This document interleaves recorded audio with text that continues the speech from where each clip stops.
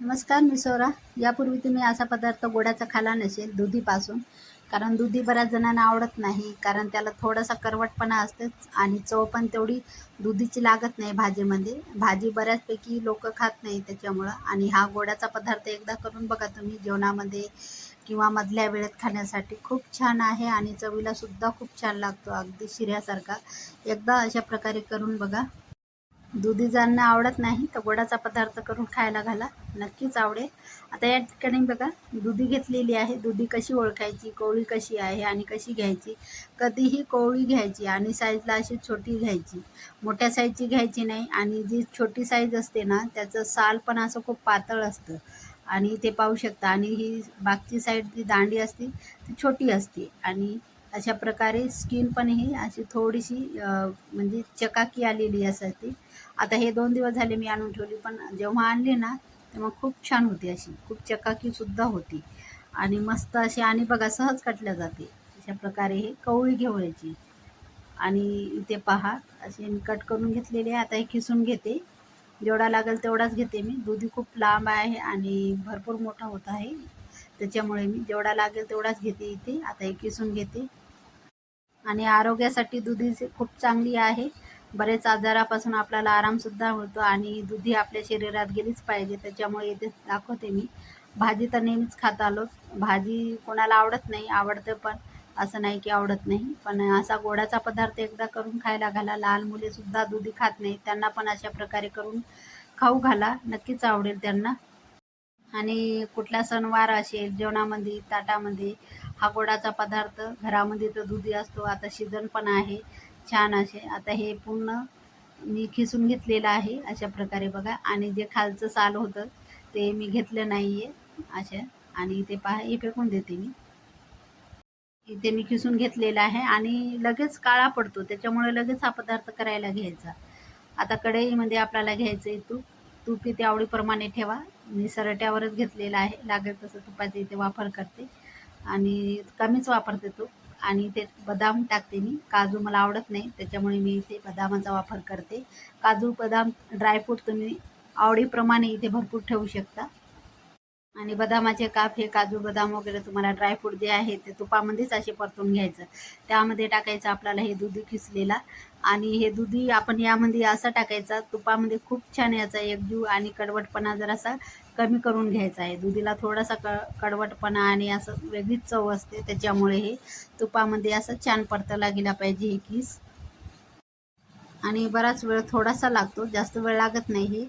हे पाणी आटून घेण्यासाठी फक्त कमी गॅसवर आपल्याला हे पाणी आमचं आटून घ्यायचं आहे. थोडासा वेळ लागतो, कमी जास्त वेळ लागू शकते, पण अशी स्टेप केली ना अजिबात असा कडवटपणा किंवा असं काही चवीला असं बेचव लागत नाही. परत एक वेळ झाकण ठेवून मी छान मऊ करून घेते. थोडंसं झालं नव्हतं, ते पाणी आटून गेलं नव्हतं दुधीचं, त्याच्यामुळे इथे.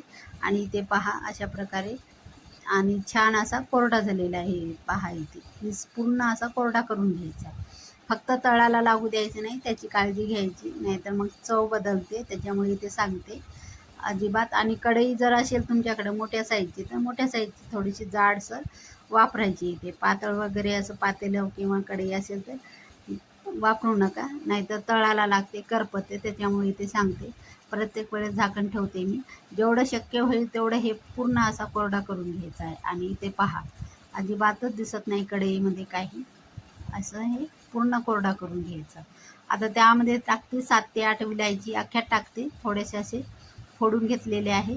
आणि गोडानुसार यामध्ये साखर टाकायची आणि एकजीव छान करून घ्यायची आहे. यामध्ये साखर, विलायची हे छान असं एकजीव करून घ्यायची. साखर विलायची अगोदर टाकली ना मस्त छान असा फ्लेवर येतो, त्याच्यामुळे विलायची जास्त टाका यामध्ये, काही हरकत नाही.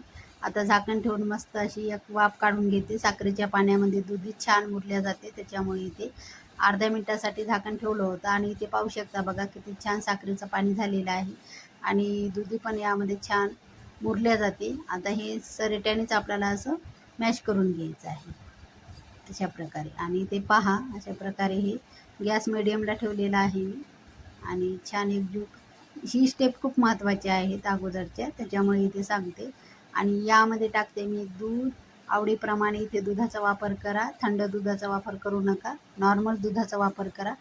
आता इथे पाहू शकता आवडीप्रमाणे साखर, दूध हे तुम्ही तुमच्या आवडीप्रमाणे गोडानुसार वापरू शकता. आणि मस्त आता हे आपल्याला झाकण ठेवून छान मंद आचेवर हे शिजून घ्यायचं. याला तुम्ही शिरासुद्धा दुधीचा बोलू शकता. मस्त हलवा असा गोडाचा पदार्थ करून बघा आणि खाण्यामध्ये, जेवणामध्ये मस्त मधल्या वेळेत खाऊ शकतो आपण. आणि बराच वेळ लागेल मला, थोडासा गॅस कमीलाच आहे, थोडासा गॅस वाढवते नंतर. आणि हे मस्त असं दूध साखर हे पूर्ण आटून घेते. अख्खा असा कोरडा करून घ्यायचा आहे, जसा शिरा बनतो ना तशाच प्रकारचा. आणि हे सरेट्याने मॅश करून घ्यायचं आहे अशा प्रकारे. अख्खे बदाम टाकलेले आहे त्याच्यामुळे छान दिसतात. तुम्हाला जर काप करायचे असेल तर आवडीप्रमाणे इथे ठेवू शकता तुम्ही. आता परत एक वेळेस मी हे पूर्ण दूध साखरचं पूर्ण आटून घेते, कोरडा करून घेते मी. आणि इथे पाहू शकता पूर्ण आटून घेतलेलं आहे, किती छान. आणि तुम्हाला जर खवा वगैरे टाकायचा असेल तर टाकू शकता, असेल घरात तर टाका. आणि इथे पहा अशा प्रकारे तयार आहे. कारण हे शिजवून आटून हे थोडासा शिरा, हलवा जे काही तुम्हाला गोडाचा पदार्थ बोलू शकता, हे दुधीचा हलवा तो थोडासा कमीच होतो. त्याच्यामुळं इथे आवडीप्रमाणे दुधी ठेवा. आणि पहा किती स्ट्रक्चर छान आलेला आहे, लुसलुसीत असा. आणि जेवणाच्या ताटामध्ये हा शिरा असू द्या, दुधीचा हलवा शिरा बोला याला, मस्त असा. आणि खायला मस्त. पाहुणे कोणी असेल तर त्यांना पण खायला घाला, मस्तच एक तुमचं कौतुकच होईल. अशा प्रकारे जर तुम्ही हलवा बनवला या पद्धतीनं तर नक्कीच करून बघा. आणि ते पाहू शकता टेक्स्चर किती छान आलेलं आहे, लुसलुशीत असा. आणि खूप खायला मस्त असं स्वादिष्ट, हेल्दी आहे. लहान मुलांना तर नक्कीच खाऊ घाला, खूप पौष्टिक आहे त्यांच्यासाठी. तर दुधी तर असे खात नाहीत ते, त्याच्यामुळे ते सांगते. एका प्लेटमध्ये काढून घेतलेलं आहे. आणि कमीच होतो दुधीचा हलवा. आणि ते पाहू शकता अशा प्रकारे झालेला आहे. त्यावरून टाका बदामाचे काप, ड्रायफ्रूट वगैरे. ते नक्कीच आवडला असेल तर लाईक करा, शेअर करा, कमेंट करा, सबस्क्राईब करायला विसरू नका. चॅनलला नवीन असाल तर भेटूया एका नवीन व्हिडिओमध्ये. तोपर्यंत धन्यवाद.